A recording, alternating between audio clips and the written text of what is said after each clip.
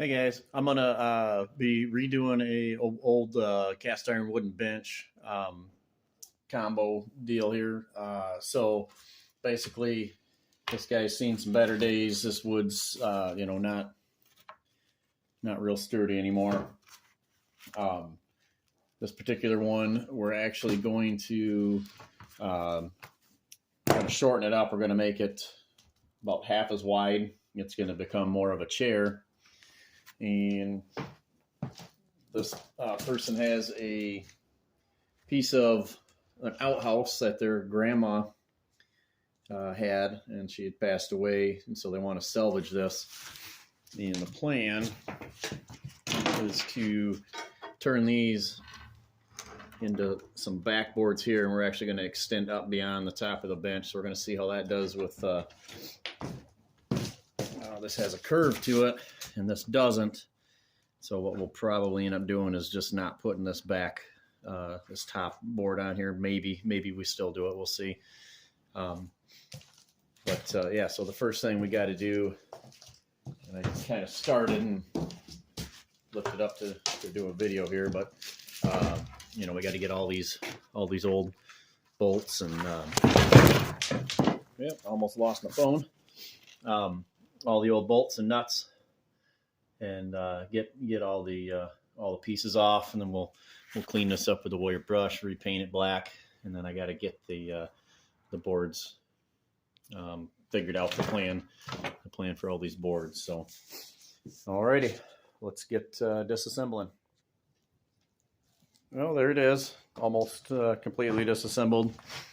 These bolts were a little too rusted, and they got a flat head on the other side, so can't really get them out. I'm gonna have to cut those off. But so next steps is to just wire brush the cast iron, get some paint on that, and then I'm gonna make this the new slats out of cherry. The main thing that I need to get from these is the spacing between the end here and the whole center here, just to fit the bench, to fit from here to the hole. But other than that, it doesn't really matter. I mean, I can make this bench 10 foot long if I really wanted to. Luckily for me, we're going from like a 3 foot or a 4 foot down to a 2 foot. So next steps is to plane some wood down, cut them into the proper widths, drill the holes, paint, and then we can start putting things together. So I got some cherry, and actually my son planed this down for me. So I've got it's a little under 1 inch cherry, and so he planed that, and then I set up my table saw, cut one of them up into it's a little over 2 inch pieces. I set the table saw up to the bump the blade guard up to the piece of wood to match the same thickness. So now I'm just coming in and cutting 2 foot pieces, and once I get enough of these, then I can sand them, router the top edges, and I'll have a majority of the wood for the bench already made up. And then the back supports going across the back are going to be a little bit thicker. I'll explain why when we get to that point. So if you wonder why in a lot of the videos there's a glove sitting over here, it's because it's cold out and I'm wearing 2 gloves, but I can't film with 2 gloves on. So that's why there's a glove. Everything else that's laying around, that's just because I'm lazy. All right, now that I got the slats for the bench cut, I'm going to take this Hole Jig 2000, which is just the end of one of these bench slats, and I'm going to just set it on the end here, and we're going to drill right through that existing hole, and it'll be close enough for the type of bench that we're building. All right, I got all the holes drilled. My Hole Jig is more of a oval hole 2000 now, but it held up good. Should all be pretty close to about the same. Like I said, this bench does not have to be exact; just has to get put together, and it'll look halfway decent. So now I got to take this radius router bit, and I'm going to run it along the top edges of all these. The bottom can be square. The front, this front piece here, we'll hit it on both sides to give it an arch all the way around. So when you're sitting, you don't feel a sharp edge. But bottom sides are going to stay square. Top are going to have radius edges on them. All right, I'm back on the dirty barn floor, and you can see that I got these quarter rounds that I routed in. Ended up using my router table versus that handheld router. Was a lot quicker to do this. So now I'm going to bolt these all back together. I'm just gonna, I might even tighten it up instead of leaving it loose. I'm gonna go ahead and get these on, get a good plan for the back and what that's gonna look like before I go ahead and do any sanding or wire brushing and painting. So have a good plan for the back before I start doing any finish work. All right, so now I'm getting into where I would normally just rebuild one of these benches. This one's a little custom, so I'm trying to come up with the best way to incorporate this crescent moon from an outhouse into this bench. So I've got the bottom slats in, and these are a certain width. Trying to kind of match that with these. I don't want to have too many different sizes. I may end up going with multiple slats of this vertically, possibly, where this would be the only wide slat. I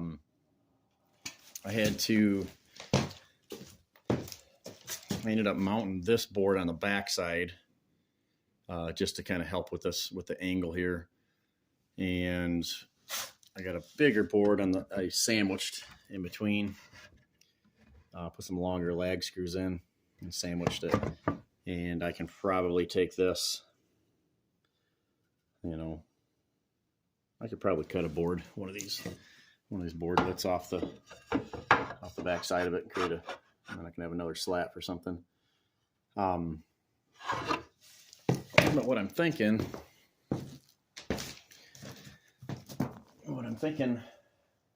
I'm going to ask is if, because I don't like this. I don't like this board going through here. And I could do, I could put multiple boards across, which is an option.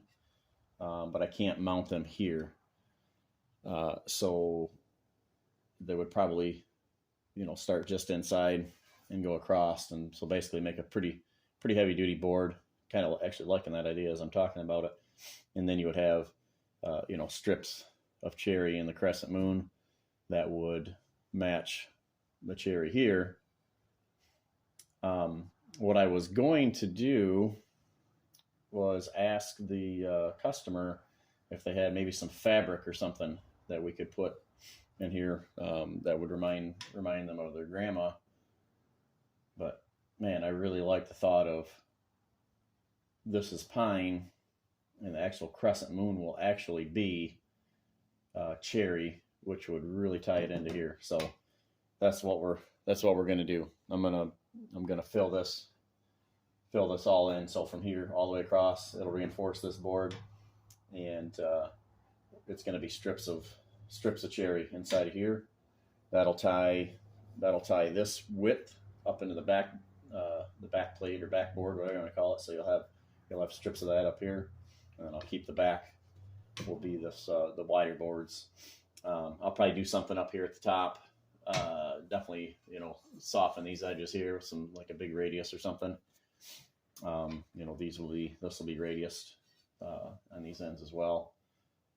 So the one thing I wanted to point out here too, these are pretty, you can see, hard to do with one hand, but it's pretty flimsy. So by screwing boards all the way across the back, it's going to ensure that this is held together good. I was going to glue this. Didn't really want to get glue.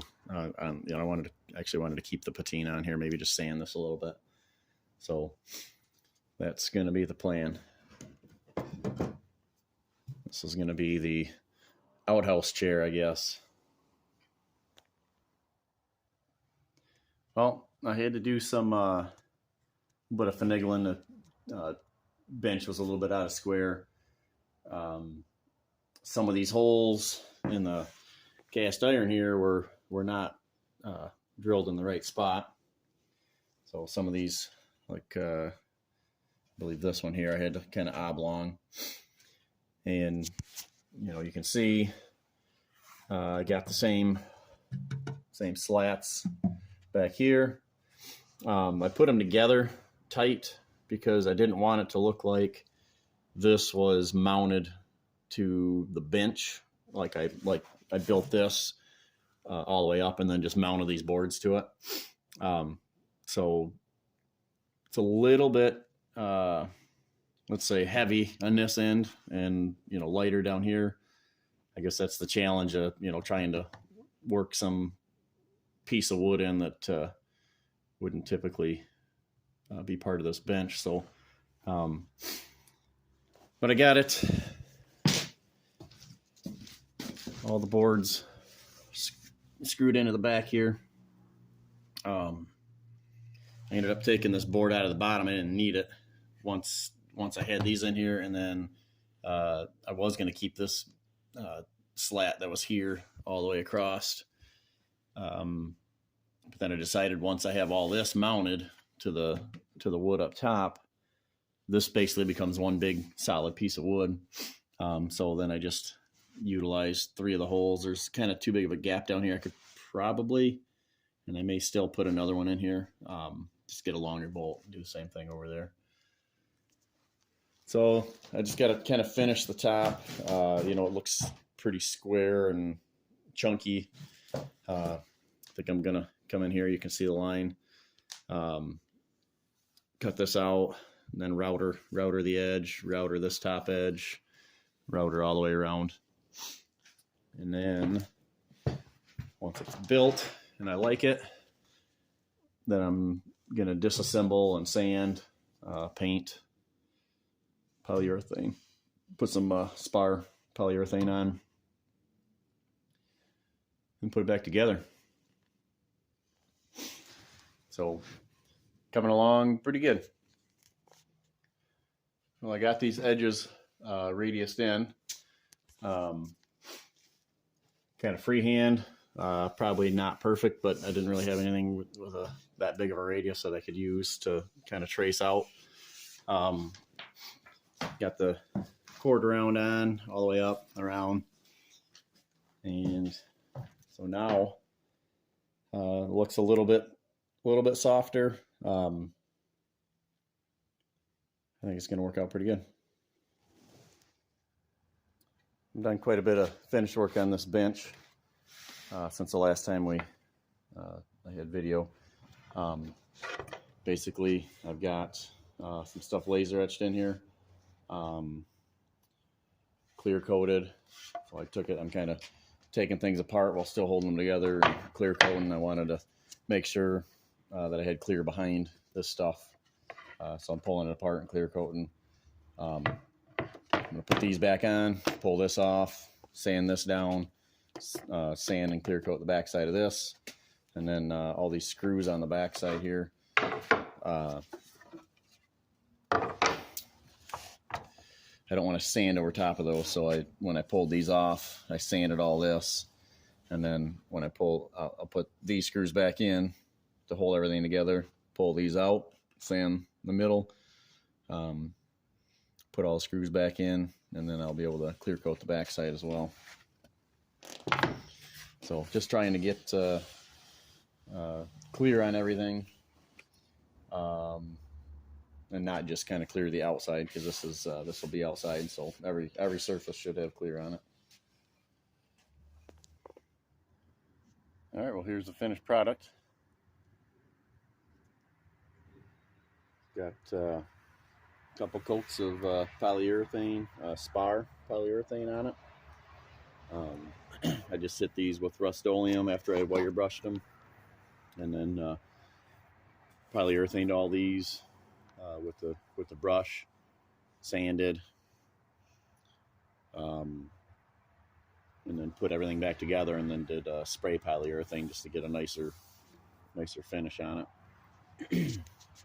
Just a light sanding on this old wood, laser etch. So this is a QR code to the customer's grandma's voicemail. I don't know what's, what's even said in the voicemail. I don't want to invade their privacy. This is the voice soundbite representation of what is in this voicemail, and then this is the customer's grandma's signature. Looked like she sent me probably a picture of her driver's license, and that was the signature portion of the driver's license that I pulled off and was able to laser etch. So these are all laser etched in. Cherry back here. Everything's cherry other than the pieces that were provided. And then I ended up just kind of screwing it in with some nice screws. Nothing's glued on here. And this kind of supports everything. These couple old boards were probably not going to be strong enough.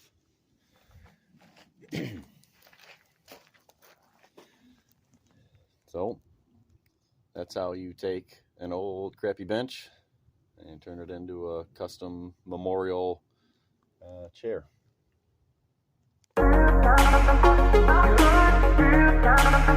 Thank you.